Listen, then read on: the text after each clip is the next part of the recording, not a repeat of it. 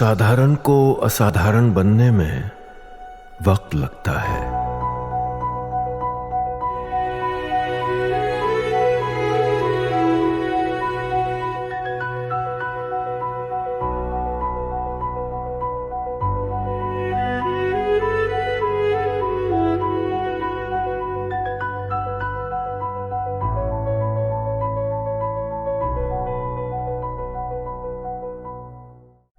साधारण को असाधारण बनने में वक्त लगता है।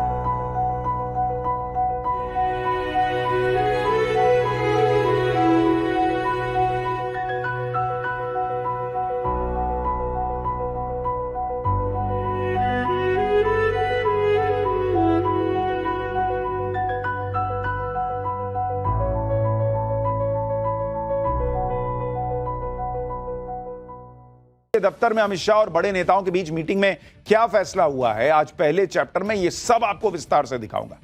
लेकिन पहले जो दिन भर हुआ उसका एक ट्रेलर देख लीजिए। माननीय सदस्यगण, प्लीज अखिलेश जी बैठिए आप।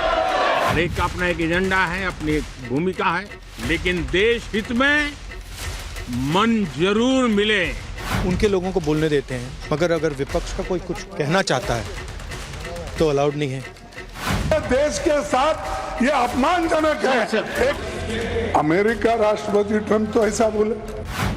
देखिए, तर्क में अपनी ताकत होती है, चिल्लाने की जरूरत नहीं होती। ये हंगामा करने से कुछ नहीं होता है। चर्चा करना है तो आप लोग आ जाइए। अगर हर चीज के लिए तैयार है तो लीडर ऑफ ऑपोजिशन का मुंह बंद क्यों कर रहे हैं?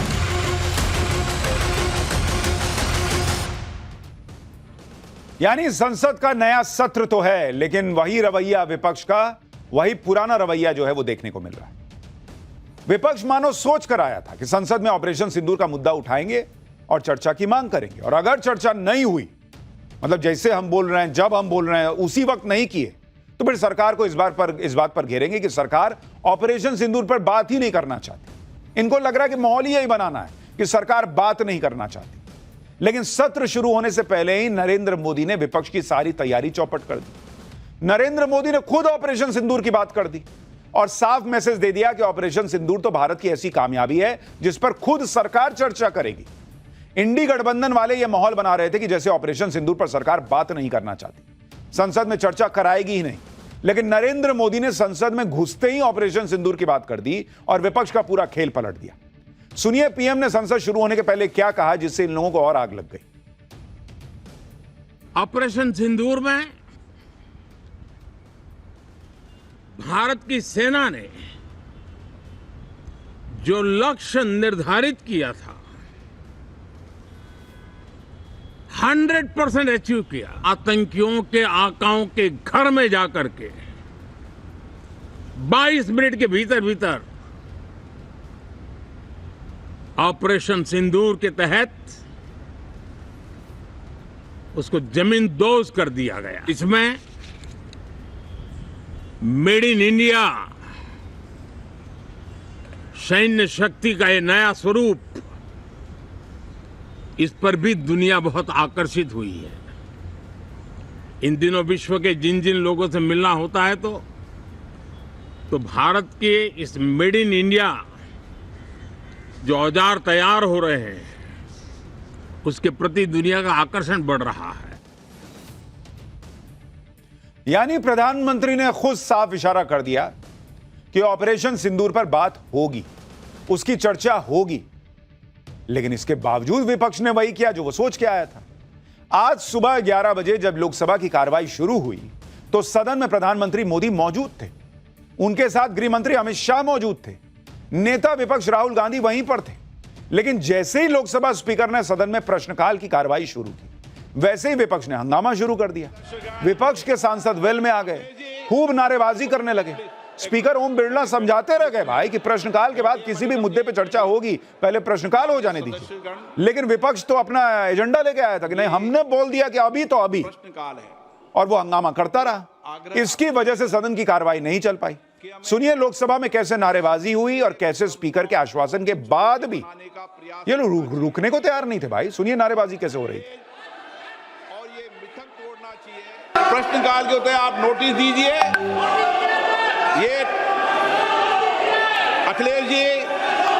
कोई सदस्य उधर तख्तियां लेके नहीं आए। नो, मैं आपको प्रश्नकाल के बाद सब विषयों पर चर्चा करूंगा। प्लीज बैठिए। सदन के पहले दिन सदन चले, अच्छी चर्चा हो, व्यापक चर्चा हो। मैं सभी सदस्यों को पर्याप्त समय, पर्याप्त अवसर दूंगा। सदन नियमों प्रक्रियाओं से चलता है। सरकार जवाब देने को तैयार है। ये सदन है। नारेबाजी करने के लिए आप सदन के बाहर जाओ। सदन में नारेबाजी करना उचित नहीं है। सदन में नियमों से सवाल उठाओ, सरकार जवाब देगी।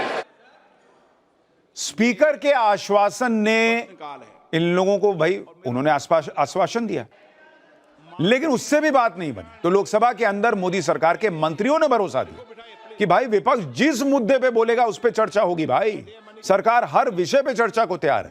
पहले संसदीय कार्य मंत्री किरण रिजिजू ने कहा कि 2:30 बजे बिजनेस एडवाइजरी की मीटिंग है, सब बैठ के तय कर लेंगे किस मुद्दे पे चर्चा करनी है, कितनी चर्चा करनी है। फिर पीठासीन जगदम्बिका पाल ने विपक्ष को समझाया कि पहले ही दिन सदन को बाधित करना सही नहीं है, सरकार चर्चा के लिए तैयार है। भाई इतने पे भी ये लोग नहीं माने तो रक्षा मंत्री, सीनियर नेता सरकार के राजनाथ सिंह, उन्होंने विपक्ष को समझाने की कोशिश की। कहा कि जितना बोलिएगा उतनी देर की चर्चा होगी। भाई ऑपरेशन सिंदूर पे बोलिएगा 2.5 घंटे चर्चा, तो 2.5 घंटे चर्चा हो जाएगी। इतने लोग समझा दिए। इसके बाद फिर से पीठासीन जगदम्बिका पाल ने नेता विपक्ष राहुल गांधी का नाम लेकर अपील की। कहा कि आपको जो मुद्दा उठाना है बिजनेस एडवाइजरी कमेटी में चर्चा करके उठा लीजिए भाई। लेकिन ना, एकदम मानने को, सुनने को तैयार नहीं है लोग। इतने आश्वासन के बाद भी विपक्ष ने एक ही काम किया, हंगामा, और लोकसभा की कार्रवाई को चलने ही नहीं दिया। एक बार सुनिए लोकसभा में क्या क्या हुआ, फिर बताऊंगा कि 4 घंटे के अंदर ही कैसे विपक्ष अपनी ही बातों में फंस गया। रक्षा से संबंधित जिस विषय पर वो चर्चा चाहते हैं, जितनी भी बड़ी चर्चा चाहते हैं, जितने घंटे की भी चर्चा चाहते हैं, जैसा भी आपके द्वारा अथवा स्पीकर महोदय के द्वारा तय किया जाएगा, उसके तहत हम चर्चा करने के लिए पूरी तरह से तैयार हैं। सरकार चर्चा के लिए रेडी है। आप लोग आ जाइए चर्चा के लिए। जो भी बोलना है खुल के मैदान में चर्चा करेंगे। ये हंगामा करने से कुछ नहीं होता है। चर्चा करना है तो आप लोग आ जाइए। सरकार तो रेडी है चर्चा के लिए। अपना दम लेकर के आप लोग चर्चा कीजिए, हम वेलकम करते हैं।